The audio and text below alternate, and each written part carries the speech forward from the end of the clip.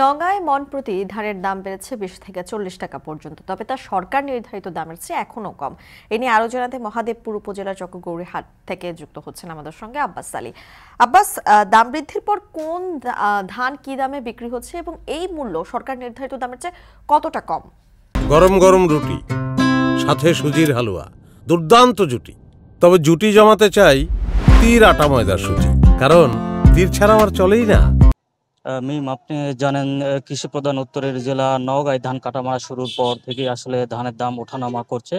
গত এক সপ্তাহের ব্যবধানে প্রকারভেদে আবারও প্রতি মন ধানের দাম বেড়েছে ২০ থেকে ৪০ টাকা মন। আমি এখন অবস্থান করছি নওগাঁ জেলার মহাদেবপুর উপজেলার চকগৌরী হাটে। এই হাটটি মূলত ভোর থেকেই শুরু হয়।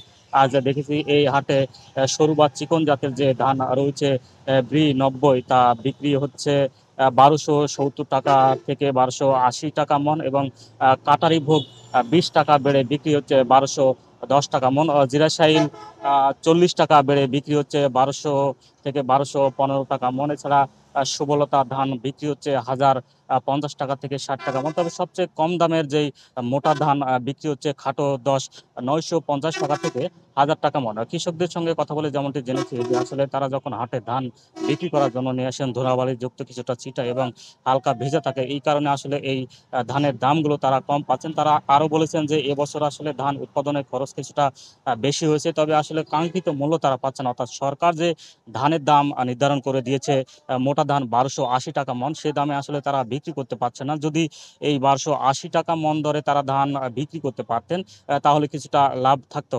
আমি ব্যবসায়ীদের সঙ্গে কথা বলেছি, তারা যেমনটি জানিয়েছেন যে তারা এই ভেজা ধান কিনে নিয়ে যার কিছুটা শুকানোর পর আসলে কমে যাচ্ছে, যার কারণে আসলে দেখা যাচ্ছে সরকার দাম যে বেঁধে দিয়েছে ১২৮০ টাকা, তার থেকে কিছুটা আসলে খরচটাও বেশি পড়ছে। তারা আরও জানিয়েছেন যে বিগত বছরগুলোতে আসলে তারা ধান বেশি পরিমাণে কিনতেন, মজুদ বিরোধী তেমন কোনো অভিযানে চলতো না, সেই কারণে আসলে ধানের দাম বেশি ছিল। তবে এবার আসলে তারা ধান বেশি করে মজুদ করতে পারছেন না, অর্থাৎ মজুদ বিরোধী ভয়ের অভিযান, এই কারণে আসলে ধানের দাম কিছুটা কম।